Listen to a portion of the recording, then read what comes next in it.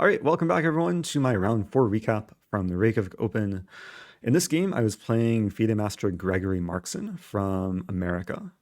And yeah, I traveled all the way to Iceland to play a fellow compatriot. And I believe he's one of the oldest players in the tournament. He was born in 1949, which makes him 73, 74 years old, if I can do math. It's been a long day, and this was a very long game, as you'll see. But it was a fun opponent, and I do want to note that sitting next to me was none other than Anna Kramling, and she was streaming her game, and there was a live video feed. So I think for most of her stream, you'll see me play Gregory in the background, and maybe my editor, shout out to Jonathan, will intersperse some clips from her stream. Yeah, let's jump into the game. And I did, if you see the YouTube title, I did win a special prize for this game, which I will reveal at the end of the video, so don't miss it. It was a really cool prize that I'm getting. But anyway, the game started, pawn d4. I opted for a London opening, but not just any London. I went for a Jobava London, a very trendy move order with knight c3. And the idea of this is to try and transpose into a Pierce defense. If black plays bishop g7, this is no longer a true King's Indian because a pawn's not on c4. And this is one of my kind of specialty openings for online blitz and bullets, where white goes for queen d2 and long castling. But we didn't go into that, and I was actually expecting black to play d5 in this position, and I'd found a few of his games over the last few decades in which he's played this position, and I was planning to play e3, bishop g7, h4, which is a fun line in the style of Jobava London. But he actually surprised me. Instead of playing d5, he played pawn to c5. And this is a position which I have encountered online, but I also had looked at this a few weeks ago because I was helping a friend prepare for a tournament in St. Louis, and my friend was playing someone who was who we found games that could potentially play c5 in this position. So some of the ideas were fresh in mind, and I knew that the best move is to take the pawn and essentially go for a position that sometimes transposes into an open Sicilian. If black tries to win back the pawn, queen a5, which he didn't play, there's a cool idea here, pawn e4. And if queen c5, then it's a pleasant open Sicilian type structure for white. And the cool idea with pawn e4 is that if knight takes, there's queen d4, and there's a lot of initiative for white here. But instead of trying to win back the pawn right away, he was just very quick to complete kingside development. Starting with bishop g7, I went ahead and played e4, castle, and pawn a3. So the idea of this was to, in many cases, try and get in b4. So it essentially prevents queen a5 because then b4 and the queen would be chased all the way back to d8. So after pawn a3, it's not entirely clear how black can try and win back the pawn on c5. A move like knight a6 can run into problems. Maybe pawn e5, maybe just bishop takes a6 as well. So he played a move here which essentially commits to gambiting the move pawn to b6. So it's an interesting type of gambit against this Jobava London setup. But it makes a lot of sense because after I take, he takes, and black gets some initiative. For one, the pawn on b2 is hit, and there's pretty quick development on the queen side. Bishop b7 will come with tempo. So here I defended the pawn with rook b1. He plays bishop b7. I played bishop to d3. So just trying to complete development and keep my center pawn defended. And then he played a move which I knew was possible, but I think I had underestimated it when I saw this position from a distance. He played pawn d5 here, which I think is a very strong thematic move, just trying to open up the center before I can complete development and castle my king. And one of the big issues here for white is if I just try and trade, usually it's a good idea to trade when you're up material, takes, then we get a position where black has a double threat of bishop g2, but also bishop a2. So if I defend the g-pawn, bishop a2, and this is actually just a headache for white, rook a1, queen b2, and then my rook is essentially trapped on a1. So after pawn to d5, I took, I think, one of my longest thinks of the game. Yeah, we can see from the timestamps, I took about 13 minutes to play queen to e2, just accepting the fact that I have to be a little bit passive and also just a bit careful in the center. I wanted to play pawn e5 here, but I couldn't quite make it work because there's knight d7, and then if I defend, black is very quick to play queen e6, and this pawn is under major pressure from most of black's pieces. So I thought queen e2 was a safer way to try and cover the center. The drawback of this move is after knight d7, knight f3, the queen takes away the e2 square from my knight, and then d4 happens, and my knight was forced back to a very sad place on d1, where it's completely restricted by the pawn. But I thought I was still solid here, like even though the setup for white is a bit passive and black is a bit more active. I thought very soon I'll just be able to castle and hold on to the center. e4 pawn is pretty well defended. But then from here, he unleashed a really impressive series of essentially forcing moves, and I didn't really have time to castle as quickly as I wanted. He started with knight c5, hitting the pawn on e4. I play knight d2, and then he plays queen e6, hitting the pawn again. I play f3. He plays knight h5, hitting my bishop. So it feels like every move I'm getting punched in the face, but I'm still trying to hold my own. Like I'm just responding to every threat that he has. But then he takes my bishop, he takes my other bishop, and then we get a situation where I'm still up a pawn, but black has two bishops against two like very passive knights, and he keeps throwing punches with a move rook to c8. And even though it looks like he's punching thin air, he does have a really annoying threat of rook c2, which I felt like I had to address in this position because I can't allow the rook to come in and just paralyze my knight and queen. So I opted for knight c4 here, preventing rook c2. But then, yeah, he keeps punching me. Bishop to a6, now attacking the knight 3 times. I played the move pawn to b3 to defend. And when I played pawn b3, I realized that I'm losing back a pawn because he can take, and whatever I take back with, he has queen d6 hitting the undefended a3 and g3 pawns.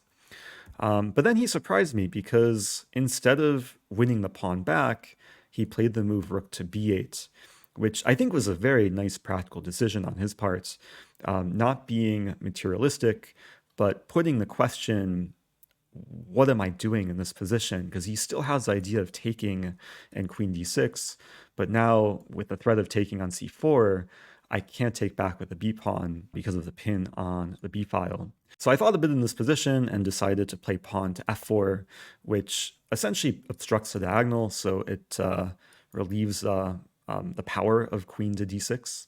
And on top of that, I'm having ideas of playing e5 and trying to restrict the bishop and also try and weaken the pawn on d4. But then he takes, and of course I can't take back with b pawn, had to take the d pawn, and then he plays queen d6, hitting the pawn on a3. And here I wasn't entirely sure what to do. I really wanted to sacrifice the pawn and just castle, but I figured it probably makes sense to defend the pawn. I decided to play queen to a2. But the problem with this move is it moves away from the center and it loses time as well. And it gives black time to push his d pawn forward. And it looks like a very weird situation with the pawn all up in my face on d3. It kind of reminded me of Moses crossing the Red Sea. Just my pawns have parted ways, and this pawn is just making a run for it. And the pawn is actually really annoying here because it's not that easy to attack. And now the bishop has opened, so black is having good potential to control the dark squares. So I had to be very careful here. And I decided to finally castle my king. This was move 23, so kind of late to castle, but better late than never. He plays queen d4 check. I defend, so not only defend my king, but defend the e4 pawn that was attacked. And then he plays pawn d2. So Moses is continuing his journey down the board, one square away from promoting. But the good thing for me is the d1 square is controlled multiple times. So I thought in this position that the d2 pawn should really be more of a weakness than a strength. But as we're going to see, it gets very tricky because after queen c2, he defends with rook d8, so creating the battery, supporting the pawn. And then I play pawn to b4. I wanted to play rook d1, but why didn't I do this? Maybe there's some like queen, yeah, like queen b2, and all of a sudden my queenside pawns are getting weak, and I still can't take on d2. So I thought b4 is a nice way to undermine the power of the rook on b8. And then he plays queen e3, hitting g3 and a3. I saw this move coming, and I had rook b3 in store, defending everything and attacking the queen. And then he plays queen e2, and looks like he's going in very, very deep. But this move was really annoying because now it's really hard to remove the queen. I can't easily attack it. It's applying constant pressure, keeping the d2 pawn defended, and supporting the eventual promotion. And I spent a long time here and ended up playing just a terrible, terrible move. And I'll try and explain my thought process because most of my think I was looking at rook to d3, which was really my first choice in the position. I thought that this looks like a nice move, diffusing the d file. But I ended up not playing this move because I was scared of the line takes, takes, takes, takes, and rook d8. And I was spending most of my time calculating this position where the rook is now attacking the knight and again supporting the pawn. And if I move back, there's this really annoying move, bishop to b2, going after my a pawn and setting up bishop c1. And I went deeper here. I was looking at rook b1 and then bishop takes and then knight d1. But then there's some rook d4, and I just couldn't really make the lines work in this position. So I ended up rejecting rook d3.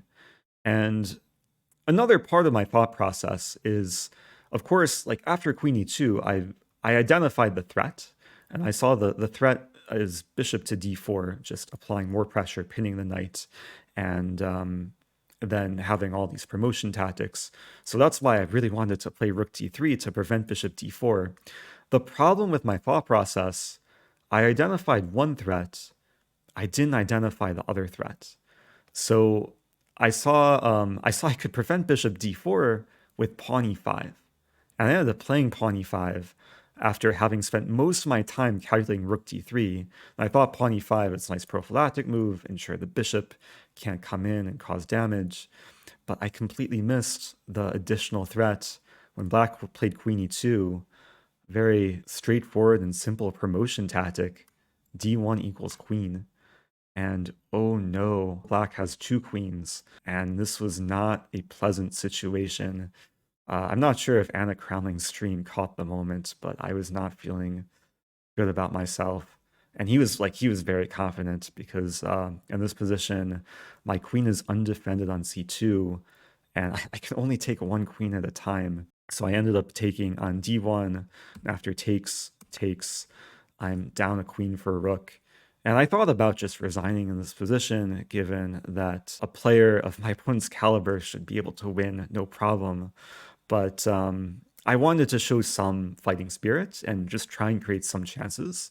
Like sometimes in these situations, when you're down so much, there's nothing more to lose. And I wanted to put up some resistance.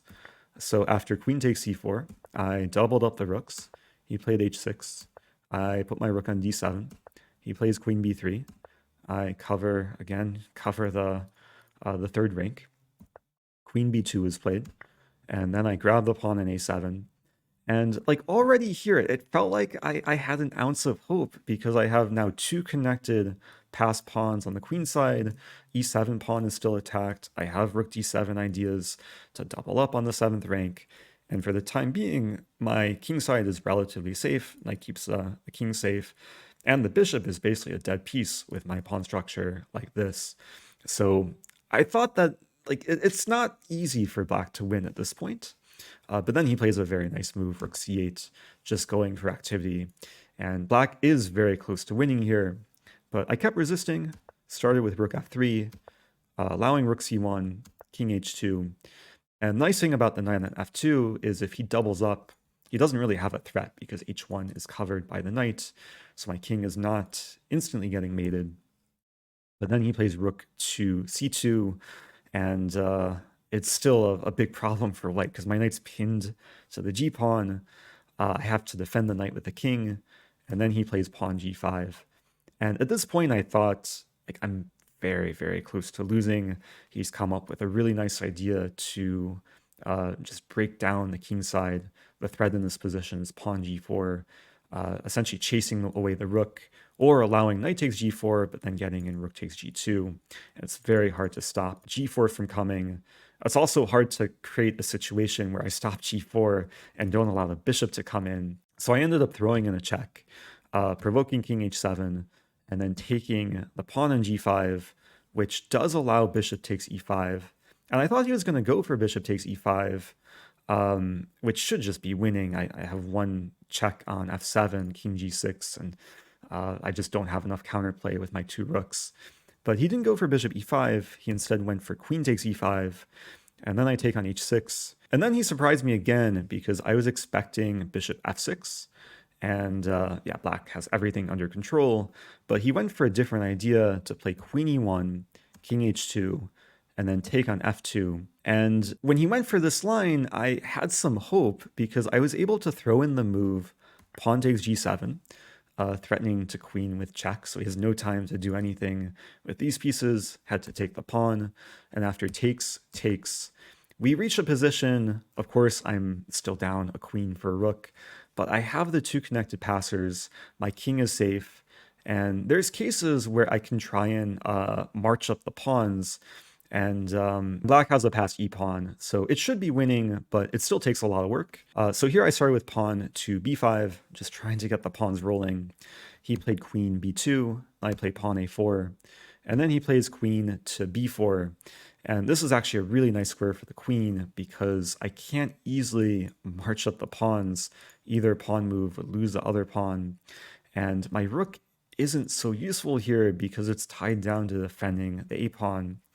And the move I really wanted to play, what did I play? I played king h3 eventually.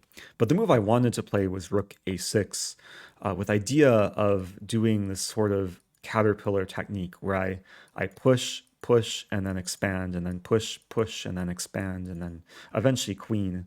I think Yasser calls this caterpillar. The problem with this plan is black is very quick to push e5, and if we just play this out, push, if I play rook a7, e2, and the pawn is just too close to queening, I don't even have rook e7 here. I was calculating lines where I play rook e8. I actually spent some time looking deep into this because rook e8, queen takes, and I wanted to play a6, but the two pawns are no match for the queen. Black can very simply just cover, and whichever pawn I push, yeah, there's queen, and the queen, just don't mouse slip as black, but the queen can go to a6 or here, or the king will just run in, like the queen can just stay on a5 as well. So those lines didn't work, and for that reason, I did not play rook e6, but instead played king h3, which essentially is a waiting move. And I realized that my one hope of saving this position is to try and trade my queenside pawns for the e-pawn. And I was dreaming of a scenario. Imagine black plays pawn e5. Wait, did he? Oh, he did play pawn e5. We don't have to imagine because this happened on the board. And then I play rook e8. So imagine a scenario where he takes on a4, I take on e5, and then let's say king f6. I can afford to lose a b-pawn, and if we get a situation like this, I'm pretty sure it's a draw because I'll just put my rook on f4, and this is essentially a fortress that black, I don't think, can break through. Maybe I can check with table base though. Table base says this is a draw. Fun fact, any position with 7 or fewer pieces is solved. The supercomputers have crunched through all of the permutations. So this would have been the dream, but unfortunately, dreams don't always come true. And after pawn e5, rook e8, he did not take on a4. He played pawn to f6, just keeping things covered. And now I was forced to essentially move back, keep my a pawn defended. And then slowly but surely, I just had to wait. He gradually pushed up with a pawn. Maybe there was some hesitation, but he eventually made progress, found the path for his king. And I don't think I want to talk about this game much more, because after check, I was hoping to just paralyze his king. If he doesn't have a queen or a pawn, it would be stalemate, but that was not the case. And after I played rook f8, I immediately saw that I'm losing the rook by force, and he immediately saw it too, starting with queen e3, king h2, queen h6, and here I resigned and threw in the towel. And yeah, it was a tough game. I made this really unfortunate tactical oversight. But actually, after the game, I looked at this position with the engine, and it does turn out that rook d3 was the best move. But it also turns out that I'm losing here, or it's very close to losing. Like, I actually didn't realize how much worse I was in the position. And it turns out that the d pawn was way more of a strength than a weakness. So I think I just misjudged things, and I think I may have underestimated my opponent too. This may have been the oldest player I've ever lost to in a FIDE tournament. But he played a really, really nice game. And even the opening gambit that he played, pawn b6, was engine approved. And like black is apparently already better after this position. So big kudos to my opponent. He was very friendly after the game too. We chatted for a little bit. So I do wish him all the best in the tournament. But yeah, it's tough. Another tough game for me. I'm currently 2 out of 4. And now you might be wondering, what's the special prize that I've gotten for playing this game and losing? Well, the special prize is, because I'm 2 out of 4, I'm playing someone else with 2 out of 4. And that someone else is none other than Anna Crowling, who's been streaming and doing recaps of all her games in this tournament. I was close to playing her this past round, but now I'm actually playing her tomorrow. And this is not an April Fool's joke. When I initially saw the pairings, I thought it was maybe April Fool's, but I don't think the tournament organizers have that sort of sense of humor. So it should be a fun fight. I did play Anna's mom, GM Pia Crowling, about a year ago in Gibraltar, and I beat Pia, so maybe Anna is looking for revenge. So I'm going to try and have this video posted before I play Anna, probably like a little bit before the round. So if you've made it to this point and you're watching maybe shortly after this video is posted, you can go, I'll leave links in the description to the live broadcast. The games are being broadcast on Lichess and chess.com. And Anna will be streaming the game live. There will be a video feed. And so far, her mom Pia has been doing commentary for all her games. It's really good content. It's on twitch.tv/Anna Crowling. So do give a follow. And I guess we'll both be recapping our game for YouTube afterwards, whatever happens. So I think now it's time for me to prepare for Anna. I have not done much preparation. I know she's a d4 player, so I probably don't want to reveal too much, especially if I post this video before the game. So I'll leave it there and stay tuned for the next one.